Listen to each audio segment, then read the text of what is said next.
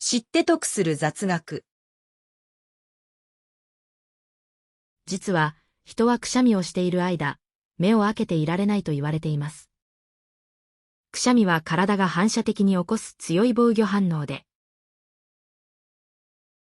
その瞬間、顔の筋肉が一斉に動くため自然と目も閉じてしまいます。